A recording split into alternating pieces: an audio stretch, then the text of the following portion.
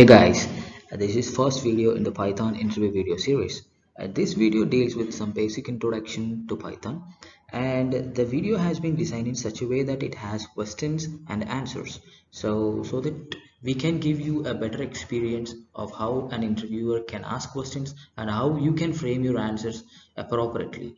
So yes, here we go. And here the first question is, what is Python? Instead, they can ask you like give a brief account of Python or what did you know about Python. So to answer this question, we start from the history of Python. So the programming language Python was conceived in the late 1980s and its implementation was started in the December 1989 itself by Guido van Rossum in CWI, and CWI is Centrum Viscondi and Informatica, which means in English National Research Institute for Mathematics and Computer Science, which is a research center in the field of mathematics and theoretical computer science, which is located at Amsterdam, Netherlands. And even though the starting work has been done in 1989, the first release or official release was done by the same team in 1991 only. And to give a brief introduction to Python, Python is a general purpose programming language, computer programming language. So which means you can develop solution models to address real-time problems as you did in Java, as you did in some other programming languages. So you can address any real-time problem with your solutions. So you can apply your solution models to address those problems. Okay, so and the next important thing is it is a high-level language. As we know, so many programming languages belongs to this class, including C, Java, C Sharp, Kotlin, so many languages. And what one thing is very unique in Python is that it's its simplicity. Python is very simple to understand and to code. That makes it user friendly. So you can type a particular line in Java. It takes 3-4 lines of source code, but here it is one line. You can do the same thing. So for a basic comparison, and it is that much user friendly. Next, it is a pure object-oriented language. To be strictly called from Python, in its earlier versions, it has the types like C and the objects. Later on, progressing with Python 2.8, 2.0 series, I mean, second version, the Python is strictly put itself and evolved itself into a pure object-oriented language by treating everything as objects and everything as objects.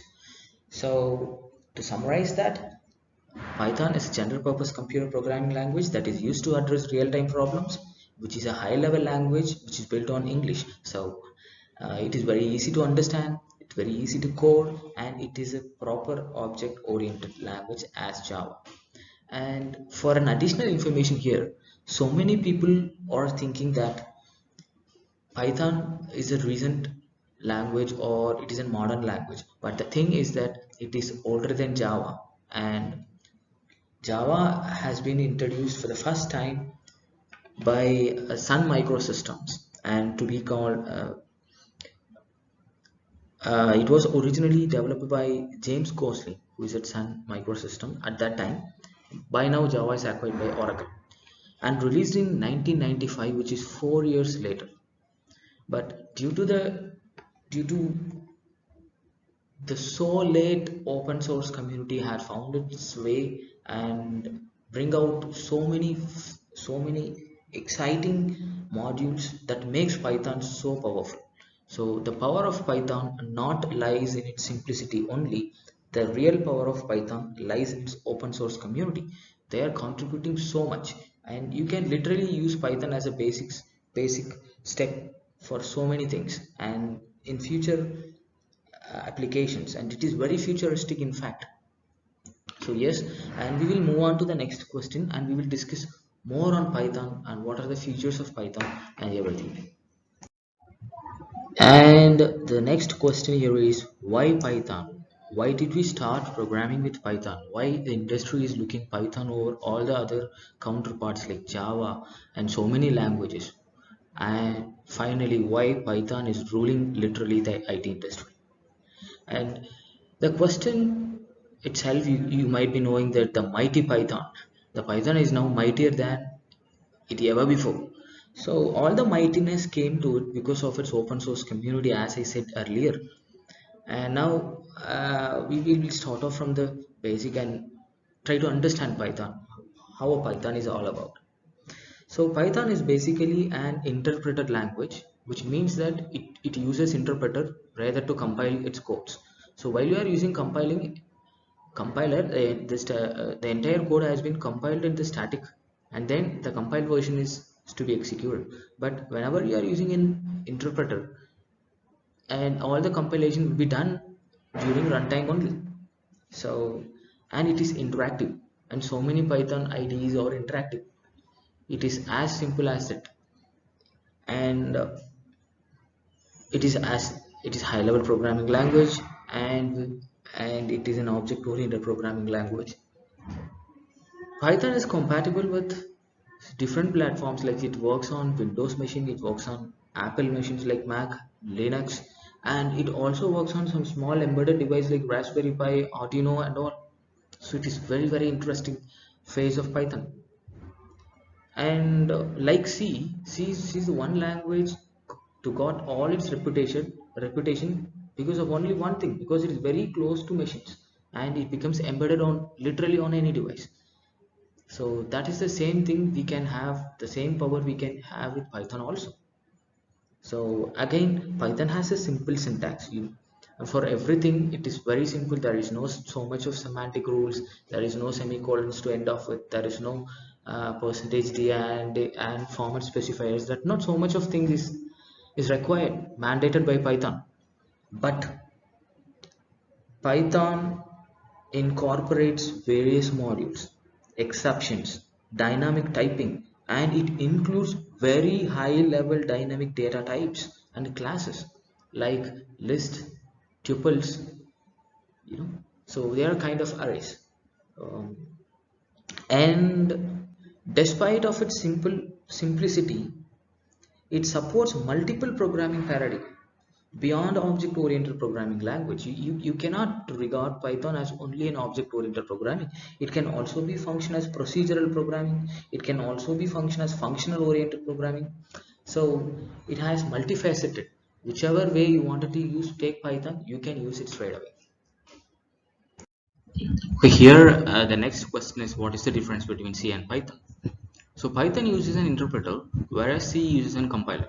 Meaning, while you are writing an 100 lines of C program, we need to compile it first. So only the compiled version of the program is getting executed, not the program. And also the entire 100 lines has to be compiled first, and it has to be compiled ready to execute. Then only you can execute a program in C. So here in Python, you know the difference between compiler and interpreter already. So interpreter, it it, it, it executes the program line after the line, and there is a trick here. uh, as we are thinking, it is not only the interpreter doesn't take the program itself, rather it takes something called bytecode. So bytecode is something which is very relative to, very close to virtual machine, which is analogous to Java virtual machine. Also we have a virtual machine in Python, and to the virtual machine we are writing a code, and it is called as bytecode, and this bytecode is getting distributed whenever we need to execute a program in Python interpreter. This bytecode has been taken as a source code and is then converted into a machine specific code, right? Then as we know, C is generally used for application which is hardware specific or more hardware related, and C is a robust language. Even today C is very robust when it comes to you are writing an application to machine, because it works very close to machine.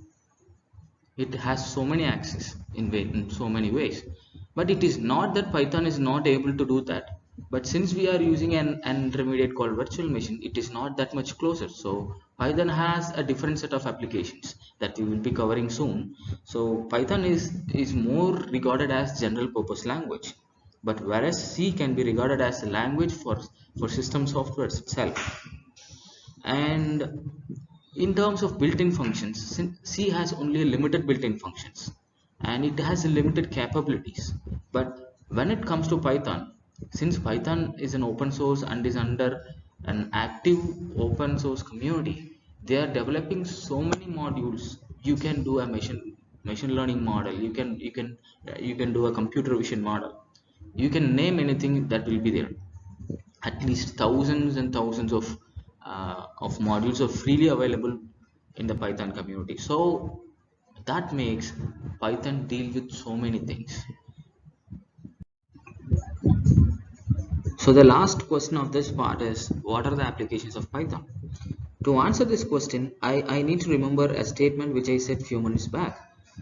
The power of Python lies in its extensive libraries and modules which are contributed by the open source community. And I said you can do anything literally on Python, right from the a little hardware specific applications to rocket launching. You can do almost anything.